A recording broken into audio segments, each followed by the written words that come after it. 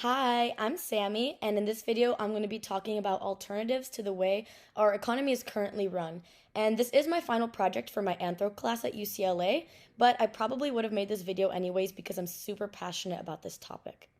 So before I get into worker co-ops, which specifically I'm going to be talking about Argentina's worker co-op movement, I'd like to talk about my positionality and how it shapes my research and why I'm so interested in this specific sector. So my name is Samantha Gazda. I go to UCLA, which is in Los Angeles, but I was born and raised in Miami, Florida. I was raised in a very diverse community, predominantly Hispanic. My grandparents are immigrants from Cuba, so I was raised by immigrants, always surrounded by immigrants my entire life. I have a really strong understanding of the experiences of people from Latin America because of my background and because of the people I grew up around. Also, I'm fluent in English and Spanish, if that matters at all. Ever since I was 11, I got interested in politics because my mom ran for local office, and I kind of saw how corrupt everything was, even for such a small commission seat. There was so much money being poured into this race. So I was 11 years old. I was canvassing for her. I had a backpack. I was going door to door. I was literally in 6th grade. But I don't know. Ever since then, I was just so naturally good at it, and I enjoyed it so much. And I didn't really know anyone else my age who did the same. So I guess I was like, damn, I'm finding something I like really early on. So from then until around I'd say 2018, I knew I liked politics and I knew I wanted to help people, but I didn't know what, because there's politics is so multifaceted. You can really go down any route, and I didn't know what to do, but I ended up attending my first climate rally in May of 2019, and immediately I just fell in love with fighting for climate justice. And through connecting with these like-minded individuals and just being surrounded by people who had such similar interests, I was really curious to do more research and to just look more into it in general and dig down to what my beliefs were deep down. So over the course of a year, being surrounded by people who supported Bernie Sanders and kind of being well, what they're saying is really different from what my grandparents were saying about Bernie Sanders. I was always told that he was terrible. Throughout 2016, I hated the guy, but then I guess I just started opening my mind a little bit. And as I continued doing research, especially throughout quarantine when I had way too much time in my hands, I became so passionate about fighting capitalism and just the way things are traditionally run right now in our global capitalist economy. I think we need a total revamp of the system. So through that, you also have to look at kind of more pragmatic approaches of what you want to do right now, because I can talk all I want about how I want things to look, which I enjoy doing that, and I would totally be down for that. But today, I want to talk about something more pragmatic because it's something maybe you guys can take in and see as realistic. It can give you guys some hope. It's certainly given me some hope. And it's something you can spread the word about because it's really something that's not talked about, which I'm going to talk about why it's not talked about. But I don't know. It's just something that needs to be implemented.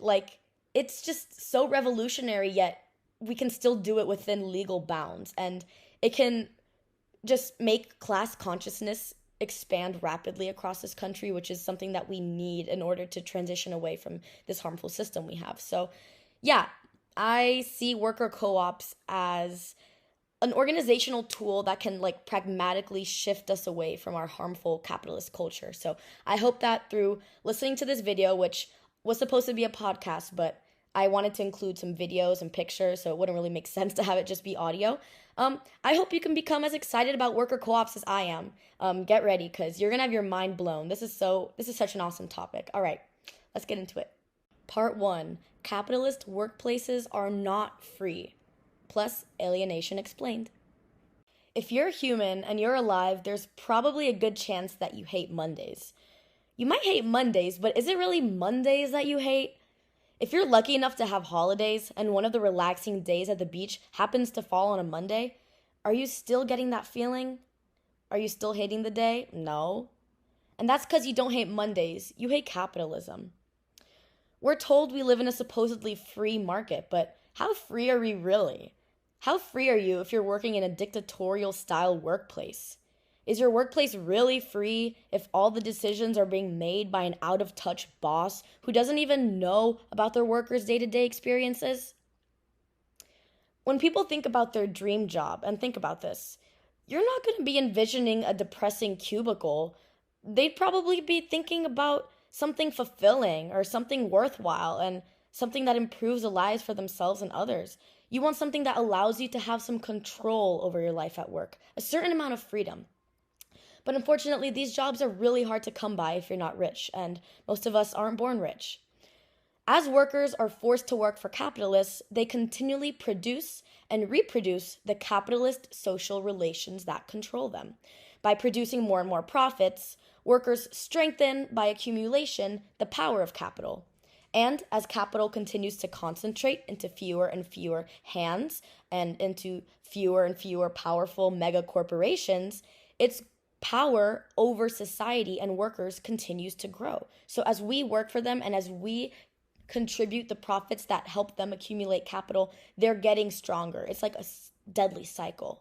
To keep this machine going, workers are continually forced by the threat of deprivation and or homelessness or starvation to sell their labor power. Labor power is the monetary value of your labor, what your labor is worth, to capital. So basically, they are forced to sell their labor, their work power, to capital. And once it's sold, it's owned and controlled by these bosses. They're literally buying your time. They're literally buying your effort. So a part of these workers' time and activity and energy, their life, is now owned by someone else, their boss. And while we're at work, we're ruled by unaccountable, almost dictatorial bosses. So not only are you selling this energy and this time to them, but they don't even know shit about what's going on in your life. So that just makes it so much worse. So this is where we're kind of getting into alienation.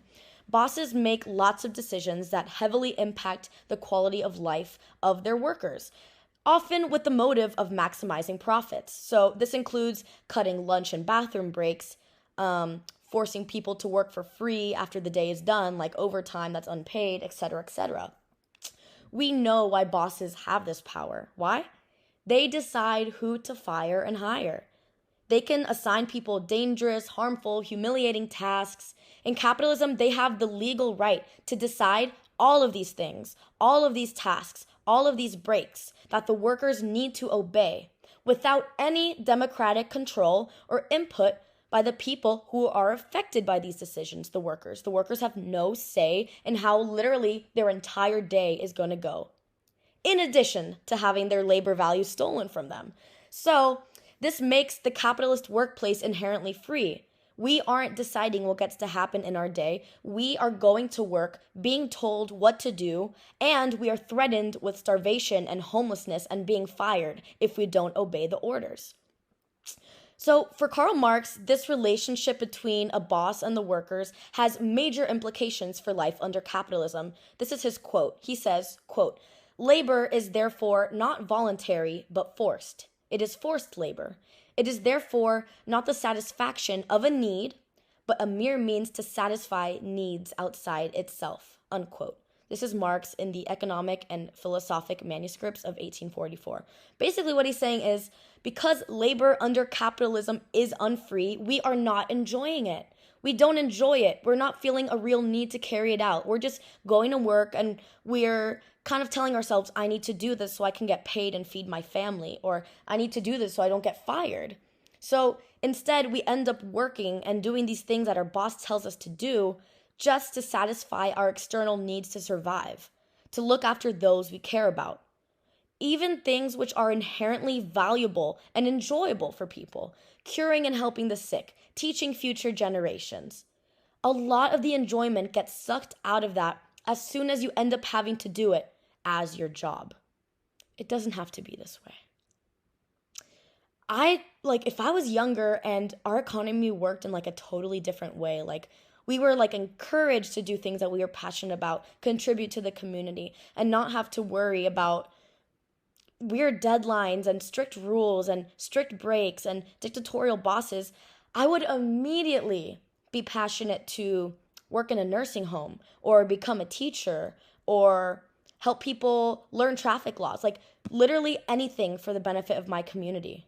But now in the present tense and like the way things work, people don't enjoy these jobs. I mean, teachers are going on strike, teachers are complaining. People look down upon teachers like, "Oh, you're going to be a teacher one day."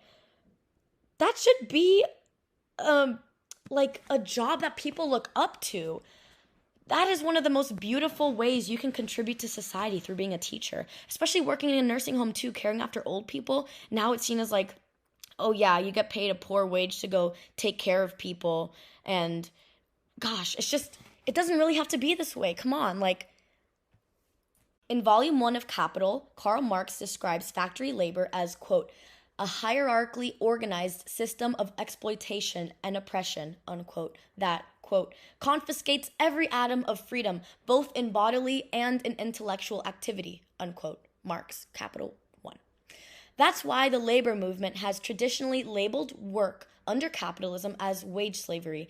It's not because it's not very different from real slavery, but because it shares one important feature with slavery. It's fundamentally unfree. So what's the alternative to these oppressive dictatorial workplaces? I mean, it's all we're used to. It's hard to imagine. The relationship between bosses and workers in a traditional capitalist firm has become really normalized and internalized by our society. It's just viewed as a neutral position.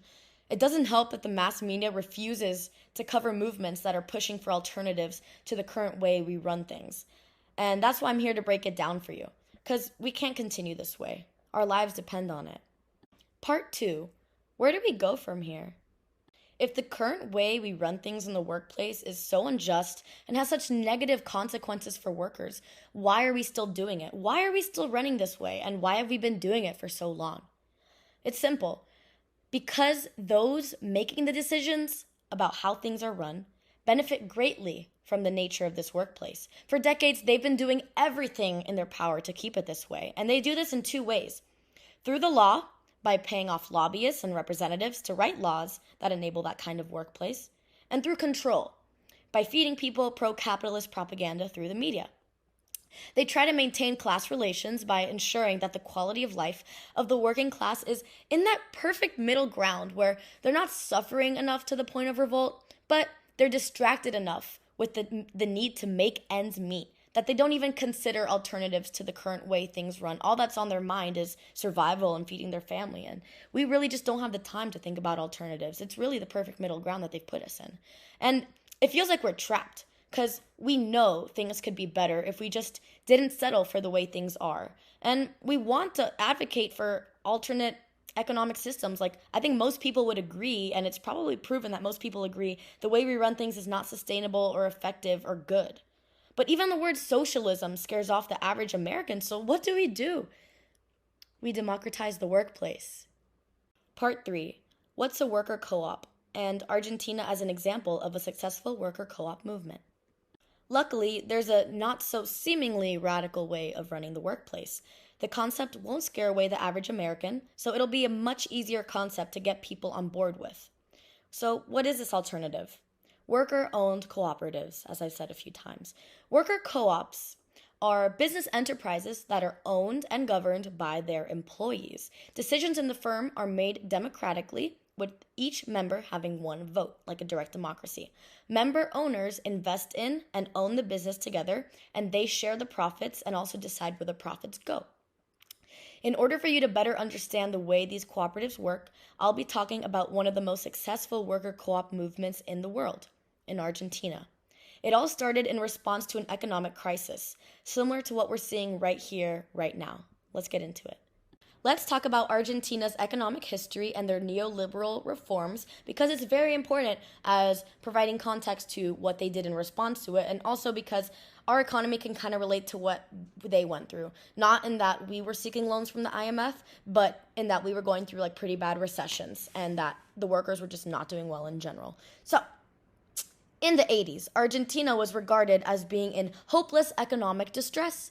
In an attempt to achieve financial recovery in 1989, their president, Carlos Menem, reached an agreement with the International Monetary Fund, also known as the IMF, for a $1.5 billion loan.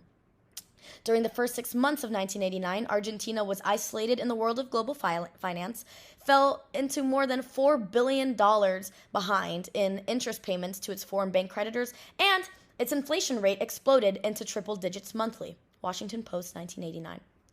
I should quickly note that we need to understand the IMF's reputation. They're pretty notorious, at least with anti-capitalists and people who support the decolonization of the global south. So, they're notorious for giving out loans and helping the global south, but the loans always have strings attached. Notably, requiring neoliberal reforms and the deregulation of the economy in the country that's receiving the loan. So, the loans the IMF was giving to Argentina was contingent upon economic reform in the form of opening up to globalization.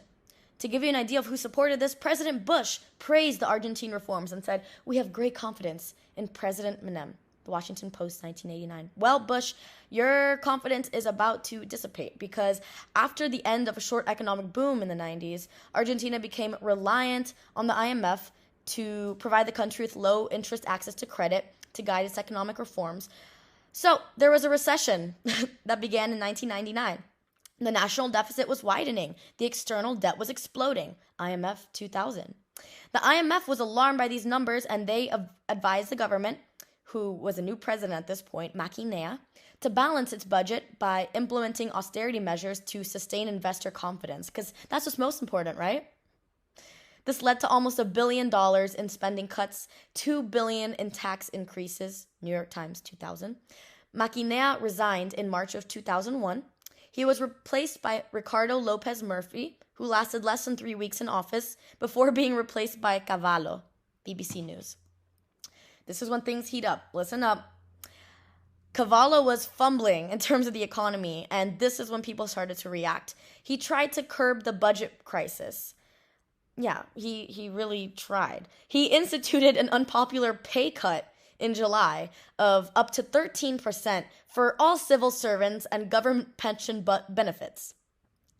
This triggered nationwide strikes, Sun Sentinel, 2001, and unemployment rose to 16.4% in August, to 20% in December, New York Times, 2001. Public discontent with the economic conditions was expressed in the 2001 nationwide election. Over 20% of voters chose to give blank or defaced ballots rather than indicate support of any candidate. That's a fifth of the country. The crisis only intensified when on the 5th of December 2001, the IMF refused to release a $1.3 billion tranche of its loan. It cited the failure of the Argentine government to reach its budget deficit targets, demanded budget cuts, 10% of Argentina's federal budget, New York Times. At this point, people began to withdraw large sums of dollars from their bank accounts, turning pesos into dollars, sending them abroad, which caused a bank run. So, a bank freeze was enacted.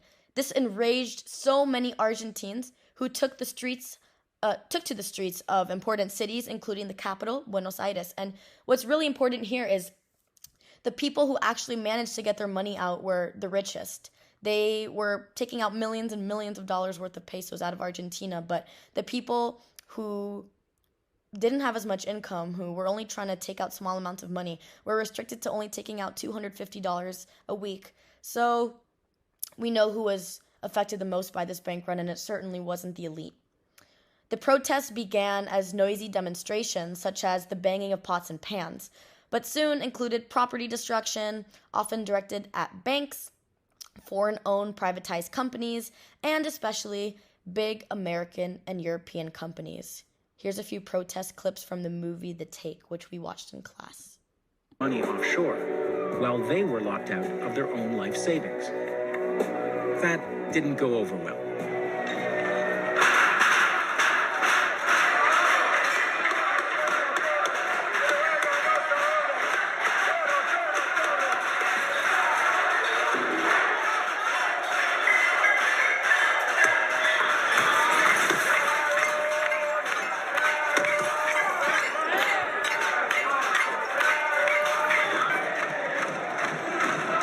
Soon, millions were pouring into the streets, chanting, "Que se vayan todos." All of them must go.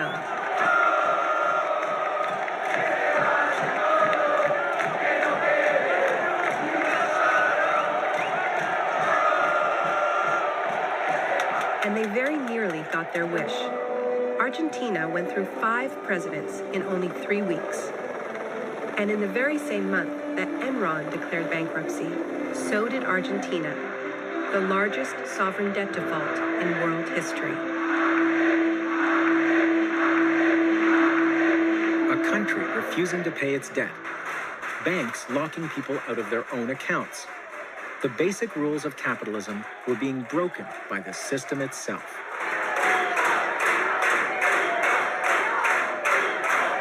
So the target of Argentina's uprising was not a particular politician or policy. People were rejecting the whole model. Things unraveled so quickly in Argentina, literally within months, which proves the instability of a global capitalist economy. Despite the praise from world leaders, the optimistic views that their economy would recover, the efforts by the IMF to restore the economy, the country still fell into shambles, with the elite running with their money. Not only were workers unhappy with the state of their jobs, as we talked about earlier in terms of alienation from the products they produced and their surplus labor value being stolen by out-of-touch bosses, but the state also proved itself to be pro-corporation, not pro-people, when they enacted the pay cuts for civil servants and government pension benefits. The rise of worker cooperatives. During the economic collapse, many business owners and foreign investors sent their money overseas. As a result, many small and medium enterprises closed for lack of capital. Factories were left abandoned, as well as the workers within them. Here's a video of the abandoned factories and some people put out of work.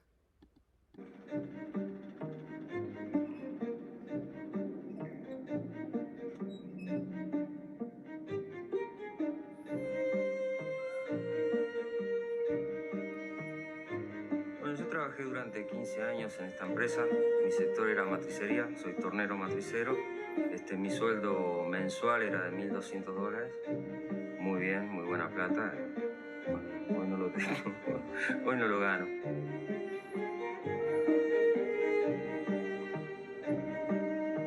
It's been 3 years since Freddy Espinosa and his co-workers watched the closing of this auto parts factory called Forja San Martin. Today, the plant is full of ghosts. The workers and their families are haunted. The economy lost thousands of factories that supplied millions of jobs. Workers at some of these factories saw the lunacy in letting their former workplaces lie cold and vacant while they were out of work. They already knew how to run the businesses, operate the machines, so why leave the factory empty and unused if they were in need of work, right? This is from Leques. One by one, these workers began to occupy their factories and demand the right, which was protected under Argentina's constitution, to work and to restart production as a worker-owned cooperative. This resulted in more than 180 cooperative factories employing over 10,000 workers to be formed. Leques. The logic of these workers, as quoted by Leques, is, quote, if our labor produced all the added value for the products and our employers walked away from their businesses, then our only option and right is to run the factories ourselves under horizontal direct democracy, unquote. Unfortunately, but obviously, workers couldn't trust their former employers nor the state. So once workers decided to take over a factory, they faced a long and often complicated judicial process. They camped out for months in or near their workplaces to ensure that their former bosses didn't gut the factory and sell the machines in the middle of the night. Police tried repeatedly to evict the co-op members with violence. However, the process became more streamlined and normalized. Workers' camps on the streets were, quote, filled with laughter, music, and homemade empanadas delivered by other members of the movement, worker owners who already won their battles for the right to produce. Leques. The questions people typically pose when learning about worker co-ops include things like, how are you able to run without a manager? Or how do you make decisions in your firm? As we dig into specific examples of worker co-ops in Argentina, these questions will be answered. Example number 1. One recovered company was the Bruckmann factory. The Bruckmann takeover became one of the most celebrated confrontations between the workers, most of whom were female, their employers, and the Argentine state. Ranis. The takeover received a lot of media attention because the factory was located in the center of Buenos Aires, the capital. The factory takeover occurred on the eve of the outbreak of discontent that occurred on December 19th and 20th, 2001. After several failed attempts to oust the workers and their supporters who kept vigil around the clock, the police finally occupied and closed the factory on behalf of the former owners during a surprise raid the day before Easter in April of 2003. Ranis. The workers attempted to take back the factory, backed by thousands of supporters, but were also confronted by thousands of police officers. After the expulsion and confrontation, the workers and their supporters maintained their presence and their protests in tents near the factory entrance while they petitioned the Buenos Aires municipality to expropriate the Bruckmann garment factory on behalf of the workers. After a treacherous road of legal battles and police confrontations, the resistance against the police's attacks were successful. This was also made possible because of the support of the barrio. The totally abandoned factory was kept alive by small groups of approximately 150 employed seamstresses, and then managed by the entire staff. So, how are decisions made in the factory, and how does it continue functioning despite the presence of a boss? Through democratic decision-making and weekly meetings where the workers vote on motions and decisions. Now, instead of bosses, there are weekly meetings.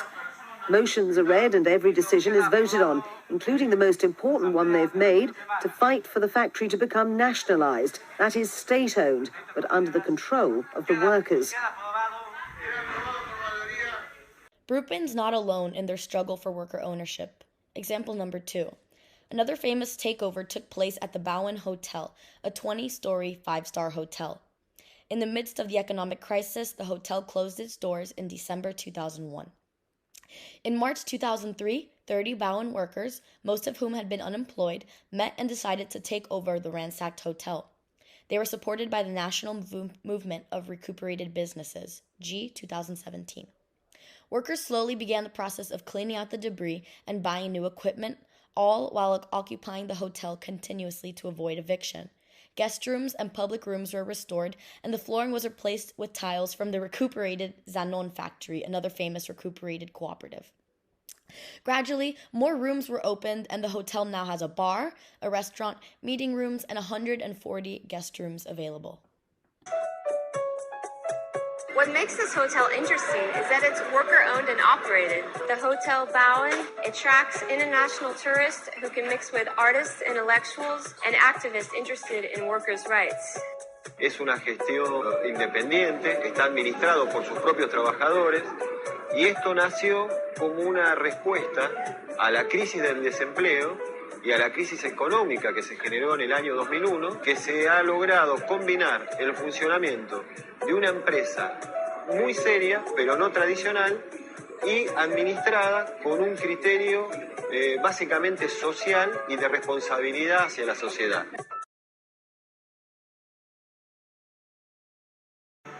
This led to the workers organising themselves into workers' cooperatives to regain their sources of labour and putting factories and shops back into operation. Nosotros nos constituimos como una alternativa, como una organización alternativa a las formas más difundidas de organización económica, porque entendemos que en la cooperativa hay una opción para resistir ciertos movimientos, ciertas tendencias económicas que llevan a las personas a encerrarse en su individualidad, y en la cooperativa nuestra y muchas otras cooperativas lo que prima es el lazo de solidaridad, sobre todo. Entendemos que el éxito de cada compañero está necesariamente asociado también al éxito que tenga la cooperativa como conjunto. This is the Printing House of the People, a cooperative that aims to generate a cultural identity that has to do with everything that is national, popular, and revolutionary, with a strong Latin American roots. Y es una figura interesante porque a partir de eso surgen nuevas relaciones laborales, nuevas formas de organización entre los trabajadores, donde la imagen del patrón ya no existe y es el compromiso de cada compañero el que lleva adelante el crecimiento del espacio, ¿no es cierto? Es una imagen de un compromiso distinto. The workers of the Buenos Aires restaurant Don Bataglia, tired of the fact that their employers owed them salaries, bonuses and vacation pay, also owing money to suppliers and undertaking a gradual emptying of the company, organized themselves and decided to take over the business. Esto era muy turbio, era ya daba miedo las cosas que hacían acá. Entonces ya hay que organizarse, hablar y decir que todo se puede. Y nosotros de la nada éramos un grupo nosotros somos 31 acá, pero los que arrancamos éramos 5 o 6. Y ahora están todos, estamos bien. No estamos en la gloria porque nos quedan un par de años todavía para levantar, pero estamos bien, dentro de todo estamos bien. 2 years on since the launch of the cooperative, the workers of the restaurant have managed to reverse the negative image left behind by the previous owners, and they enjoy an absolutely democratic environment where they periodically elect a directive commission. That's right, the workers elect who leads their workplace. Nosotros cuando tenemos que elegir a alguien, votamos en una reunión, hacemos una asamblea y decisiones importantes, bueno, todo hacemos las reuniones, ¿no? O sea, es así, entre todos, obviamente, entre todos, que no es que uno se le ocurrió hacer algo y lo hace, ¿no? O sea, entre todos lo hacemos. As of 2019, there are over 400 recuperated businesses, which are now co-ops in Argentina, and over 20,000 cooperatives in total. The state responds, quote, President Nestor Kirchner annulled the bankruptcy law and added a clause which allowed workers to stay in the factories where they were working in exchange for taking on the company's debts and constructing a cooperative structure, unquote, said Andres Ruggeri, director of the Open Faculty Program, The Guardian 2016. Quote, but in general, the Kirchner administration has supported the Occupy business movement in an ambiguous way. They don't use repression, they're not hostile, they don't want to evict, but neither are they very in favor, unquote. This scenario has changed now. In December of 2015, Mauricio Macri, the right-wing businessman and former mayor of Buenos Aires, became president of Argentina. Patricia Guzman, who works in the administration of Hotel Bauen, said, quote, at one point, Macri vetoed the law which would give the cooperative ownership of the hotel. He was one of the politicians who vetoed it when the workers put it forward to the city government in 2004. He was also very closely politically aligned to the old owners, so today we are very afraid that he is president. The city government could now come and take everything away from us, unquote. The Guardian 2016. Armando Casado, a waiter who had been working at the hotel for a quarter of a century, including before it became a cooperative, added, quote, Macri made clear while he was mayor that he'd like to shut down the co-op, but he couldn't because of the profile, nationally and internationally, of the hotel and the support the hotel has. Macri is afraid of this, unquote. The Guardian 2016. It is natural that politicians, especially Macri, would not support these cooperatives. The success of these worker co-ops flies in the face of everything we were ever told about capitalism and how it has to run. It disrupts the model and thus disrupts those who are upholding the model. If you were to say that workers could organize production democratically, socialize profits, and run their affairs without a boss while being successful, you'd likely be laughed at by most economics departments. The state and the capitalist class feel incredibly threatened by the rise of worker cooperatives. Let's dig a little bit deeper. Capital feels threatened. There's a revolutionary idea that comes out of all of this. Eduardo Murua, one of the leaders of the national movement for recuperated businesses, said it best in an interview. Quote, workers can produce without capitalists, but capital cannot be produced without workers. Cooperation can supersede competition at being productive.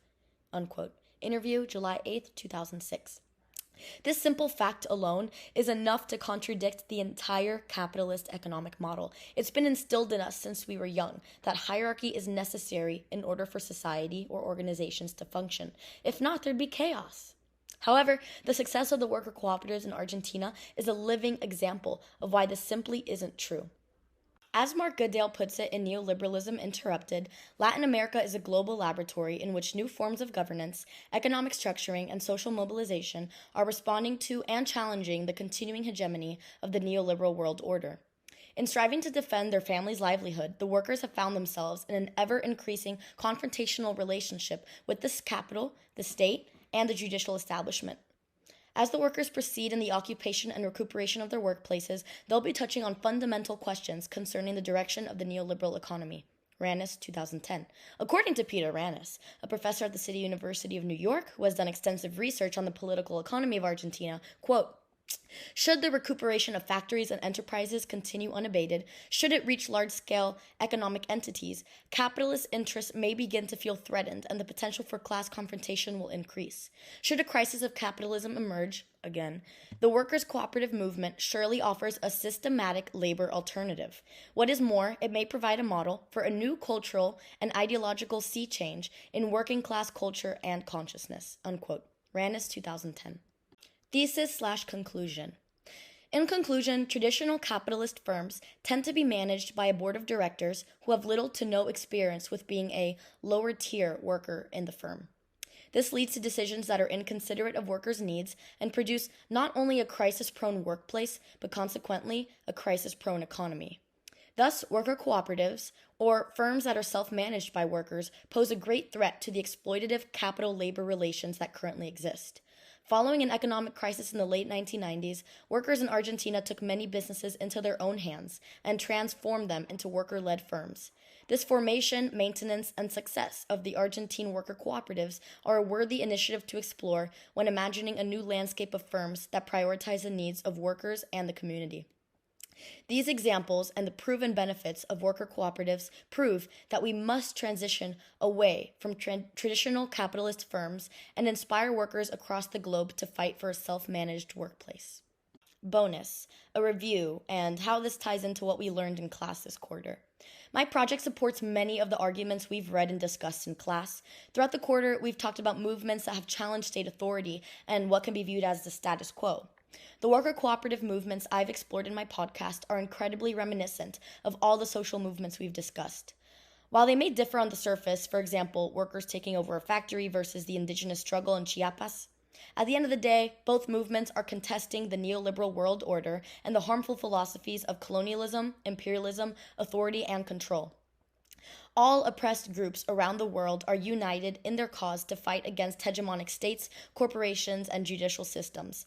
My project and analysis of the struggle of workers in Argentina ties into what many workers and people around the world are fighting for: liberation from authority, as was the theme of our class this entire quarter. If you made it this far in the video, thank you so much for following along. I included captions in the video, and I also have a script which I'll link in the description, and my entire bibliography, sources, etc. can all be found in the description as well. I hope this inspired you to look more into worker co-ops. There's also a big movement happening right now in the US to fight for more worker co-ops, to make it easier legally for them to be formed. I'll also include some links to look more into that, but let your friends know about them, look more into it, just see all the benefits that arise because of it, and keep imagining a new world, because, you know, this isn't the way things have to be. Things will get better. Things are getting better. We just have to keep fighting for it and depending on each other and the community for support in the process. So, solidarity.